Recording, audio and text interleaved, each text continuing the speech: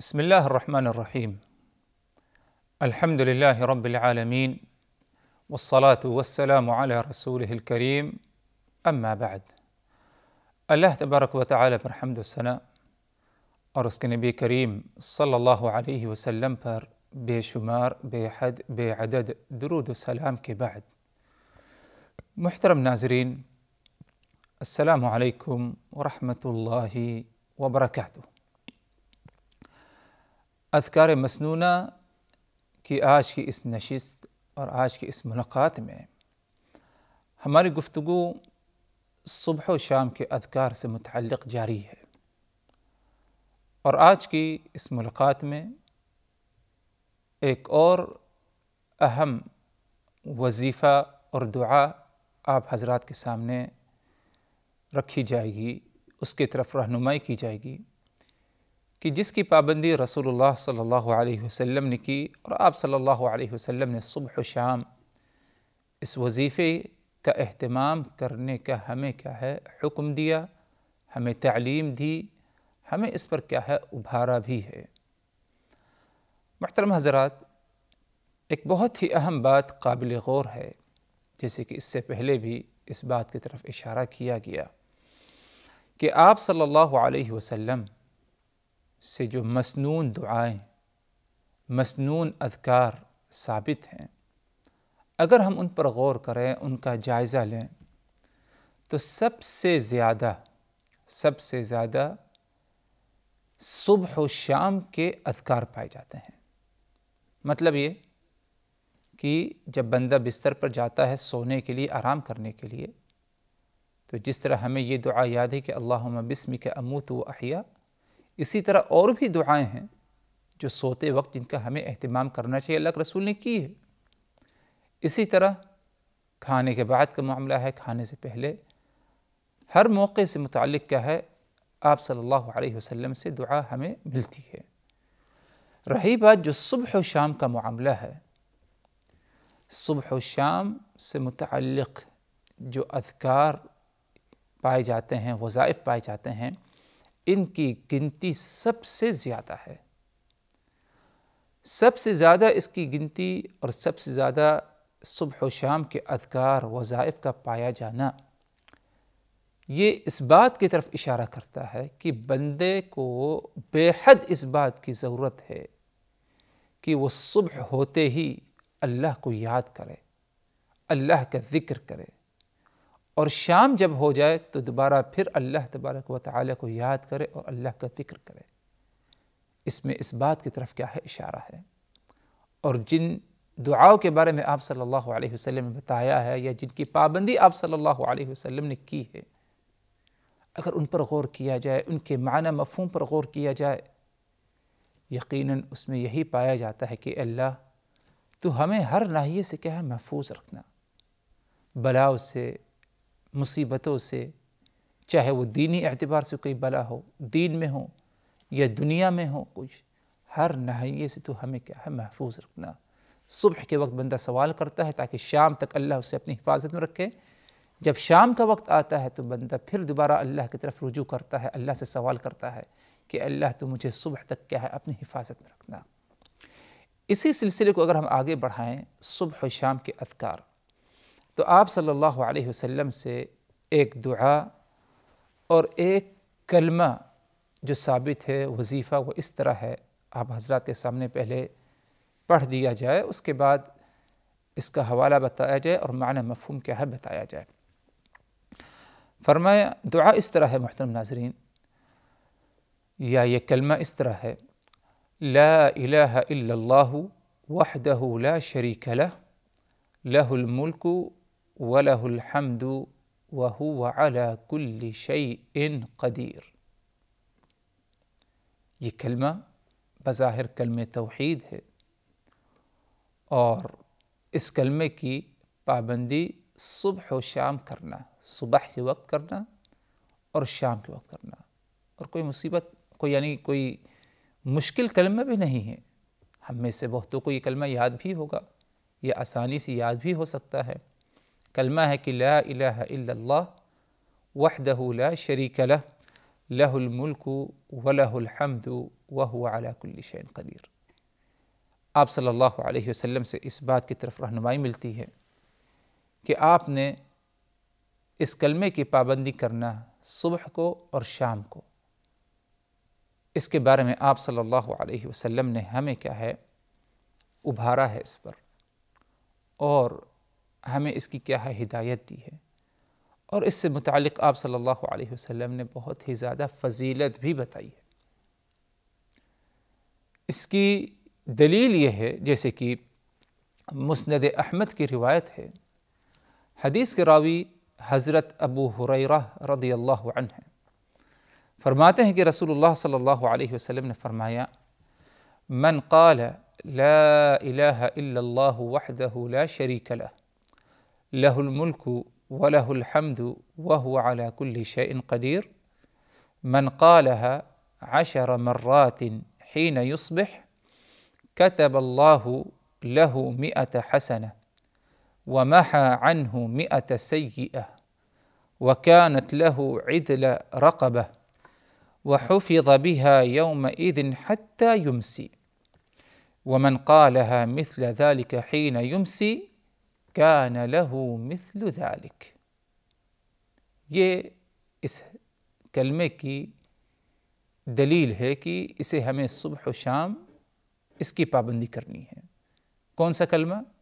کلمہ لا الہ الا اللہ وحدہ لا شریک لہ لہ الملک ولہ الحمد وہو علی کل شیء قدیر۔ اس کی پابندی صبح و شام کرنا، اس کا ثبوت اس حدیث سے ملتا ہے۔ اس حدیث میں آپ نے فرمایا کہ جس شخص نے اس کلمے کی پابندی کی 10 مرتبہ صبح، ایک مرتبہ نہیں بلکہ کتنا 10 مرتبہ، یعنی ایک ہی مرتبہ میں 10 مرتبہ، ایک ہی دفعہ میں 10 مرتبہ اس کلمے کو پڑھ جائے، یعنی زیادہ فاصلہ نہ دے کہ ایک ابھی پڑھ لے ایک مرتبہ، دوسرا مرتبہ 2 گھنٹے بعد یا آدھے گھنٹے بعد، ایسے نہیں، بلکہ ایک ہی مجلس میں، ایک ہی بیٹھک میں، ایک ہی دفعے میں وہ اس کلمے کو 10 دفعہ شمار کرے، گنے، 10 مرتبہ پڑھے۔ یہ آپ نے فرمایا۔ اسے کیا ملے گا؟ آپ صلی اللہ علیہ وسلم نے فرمایا کتب اللہ لہ 100 حسنہ، اللہ رب العزت اسے 100 نیکیوں سے نوازے گا۔ اللہ رب العزت اسے 100 نیکیوں سے نوازے گا۔ وَمَحَى عَنْهُ 100 سیئہ، اسی طرح اللہ رب العزت اس کے 100 گناہوں کو کیا ہے معاف فرما دے گا، 100 گناہوں کو مٹا دے گا۔ آگے فرمایا وَكَانَتْ لَهُ عِدْلَ رَقَبَةٍ، اور ایک غلام کے آزاد کرنے پر جو اجر و ثواب ہے اسی کے برابر اللہ تبارک و تعالی اس بندے کو بھی اجر اور ثواب سے نوازے گا۔ آگے فرمایا آپ صلی اللہ علیہ وسلم نے وَحُفِظَ بِهَا يَوْمَئِذٍ حَتَّى يُمْسِي، صبح کے وقت اگر اس نے 10 مرتبہ پڑھا تو شام ہونے تک پورا دن کا جو وقت ہے اللہ تبارک و تعالی اس کلمے کی برکت سے اسے کیا ہے محفوظ رکھے گا۔ کن چیزوں سے محفوظ رکھے گا؟ بلاؤں سے، مصیبتوں سے، گناہوں سے، شرور سے اللہ اسے محفوظ رکھے گا۔ تو کتنا اجر و ثواب ہے اس پر؟ آپ صلی اللہ علیہ وسلم نے 4 چیزوں کا ذکر کیا۔ اس کلمے کی جس نے 10 مرتبہ اس کی پابندی کی، 10 مرتبہ پڑھا، اس نے 10 مرتبہ شمار کیا اس کلمے کو، اسے 4 اہم نیکیوں سے نوازا جائے گا، 4 اہم اسے کیا ہے بدلہ دیا جائے گا۔ پہلا بدلہ یہ ہے کہ اللہ تبارک و تعالی اسے 100 نیکیوں سے نوازے گا۔ غور کریے، یعنی اللہ رب العزت کتنا زیادہ اپنے بندوں پر مہربان ہے، مشفق ہے، کتنی زیادہ اللہ کی مہربانی ہے۔ بندہ 10 مرتبہ ان کلمات کو اگر پڑھے تو اس کا کتنا وقت جائے گا؟ زیادہ سے زیادہ 2 منٹ، 3 منٹ، 5 منٹ اگر 10 منٹ بھی جاتا ہے تو کوئی بہت زیادہ نہیں ہے اگر ہم اس کے اجر و ثواب کو دیکھیں. تو بندے نے اگر 10 مرتبہ کلمہ لا الہ الا اللہ وحدہ لا شریک لہ لہ الملک ولہ الحمد وہو علی کل شیء قدیر، اگر اس کی پابندی 10 مرتبہ کر دی صبح کے وقت تو اسے 4 نیکیوں سے نوازا جائے گا، 4 بدلہ دیا جائے گا. نمبر 1، اللہ اسے 100 نیکیوں سے نوازے گا. مزید جو دوسرا بدلہ ہے 100 گناہ اس سے مٹا دیے جائیں گے، یعنی اللہ معاف کر دے گا 100 گناہوں کو. تیسرا بدلہ جو اسے دیا جائے گا کہ ایک غلام کے آزاد کرنے پر جو اجر و ثواب مقرر ہے وہ اجر و ثواب اسے دے دیا جائے گا. یعنی 100 نیکیاں تو دی جائیں گی، اس پر اور اضافہ کرتے ہوئے اسے وہ اجر و ثواب دیا جائے گا جو اجر و ثواب ایک غلام کے آزاد کرنے پر ہے. اور اسی طرح آپ صلی اللہ علیہ وسلم نے ایک چوتھا جو بدلہ بتایا ہے اس کلمے کی پابندی کرنے پر، وہ یہ کہ اسے شام تک اللہ رب العزت کیا ہے محفوظ رکھے گا، یعنی بلاؤں سے مصیبتوں سے. آگے فرمائے آپ صلی اللہ علیہ وسلم نے اسی حدیث میں، اور جس بندے نے اس کلمے کی پابندی شام کے وقت کی، ومن قالها مثل ذلك، بالکل وہی کلمہ جو صبح کہا اسی کلمے کی پابندی اس نے شام کے وقت کی، كان له مثل ذلك، تو اسے شام کے وقت اس کی پابندی کرنے پر وہی بدلہ وہی اجر و ثواب سے نوازا جائے گا جو اجر و ثواب اور جو بدلہ دن کے وقت اس کی پابندی کرنے پر کیا ہے دیا گیا ہے. تو یہ اس کلمے کی اہمیت ہے. کلمہ لا الہ الا اللہ وحدہ لا شریک لہ لہ الملک ولہ الحمد وہو علی کل شیء قدیر. صبح کے وقت 10 مرتبہ ہم اسے شمار کریں، شام کے وقت ہم 10 مرتبہ اس کا کیا ہے شمار کریں. اس پر ہمیں ملے گا کیا؟ اللہ رب العزت 100 نیکیوں سے، 100 گناہوں سے، یعنی 100 نیکیوں سے نوازے گا، 100 برائیاں اور گناہ ہم سے مٹا دیے جائیں گے، اور اسی طرح ہمیں ایک غلام آزاد کرنے کے برابر اجر و ثواب ملے گا. اور ایک چوتھی چیز کہ اللہ تبارک و تعالی کے امن و امان اور اللہ کی حفاظت میں ہم کیا ہے پائے جائیں گے. اللہ ہمیں اپنی پناہ میں رکھے گا. کتنا زیادہ اجر و ثواب ہے محترم حضرات. یہ صرف لا الہ الا اللہ وحدہ لا شریک لہ لہ الملک ولہ الحمد وہو علی کل شیء قدیر، اس کی پابندی اگر ہم نے صبح 10 مرتبہ کر لی اور شام ہوتے ہی ہم نے کیا ہے اس کی پابندی ہم نے کیا ہے 10 مرتبہ کر لی. اللہ رب العزت مجھ کو اور آپ تمام لوگوں کو اخلاص کے ساتھ اس کلمے کی پابندی کرنے کی اور اس کا اہتمام کرنے کی ہمیں کیا ہے توفیق دے. اس کلمے کا معنی مفہوم کیا ہے اس کے بارے میں بھی کیا ہے بتا دیا جائے، تاکہ جب بھی ہم اس کلمے کو ہم پڑھیں تو معنی مفہوم ہمارے ذہن میں رہے. ابتدا میں اس کلمے میں ہے لا الہ الا اللہ، کوئی عبادت کے لائق نہیں مگر صرف اللہ کی ذات. توحید، بندہ توحید کا اعلان کر رہا ہے کہ لا الہ الا اللہ، کوئی عبادت کے لائق ہے ہی نہیں مگر صرف ایک ذات، اور وہ اللہ کی ذات ہے. اور یہی کامل مکمل توحید ہے. یعنی توحید میں یہ دونوں پہلو پائے جائیں تب جا کر کے بندے کا توحید کامل مکمل ہوگا. ایک ہے نفی اور دوسرا پہلو ہے اثبات کا. نفی یعنی ایک چیز کا انکار کرے، اور اثبات یعنی دوسری چیز کا اقرار اور اس کو ثابت کرے. تو اس کلمے میں اگر دیکھا جائے کہ ابتدا میں لا الہ الا اللہ، کہ کوئی شخصیت کوئی ذات عبادت کے لائق ہے ہی نہیں، انکار کیا بندے نے ادھر. اب آگے اثبات پایا جاتا ہے الا اللہ، مگر صرف ایک ذات ہے. اس بات کو ثابت کر رہا ہے کہ صرف ایک ذات ہے، اور وہ اللہ رب العزت کی ذات ہے جو عبادت کے لائق ہے.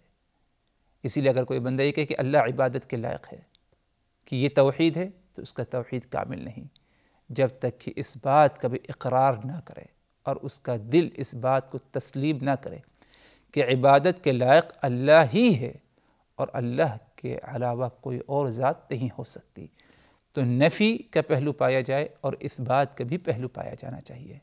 تو کلمہ ہے لا الہ الا اللہ، کہ کوئی عبادت کے لائق نہیں مگر صرف اللہ کی ذات، وحدہ لا شریک لہ، وہ واحد ہے، ایک ذات ہے، لا شریک لہ، اس کے ساتھ کوئی شریک نہیں ہے، اس کے ساتھ کسی کو شریک کرنے کی گنجائش ہے ہی نہیں، وہی صرف واحد ذات ہے، اور لہ الملک و لہ الحمد، اسی کی تمام چیز کیا ہے؟ ملکیت ہے، اسی کی بادشاہت ہے، وہی مالک ہے، اسی کی حکومت ہے، چاہے دنیا ہو یا آخرت ہو۔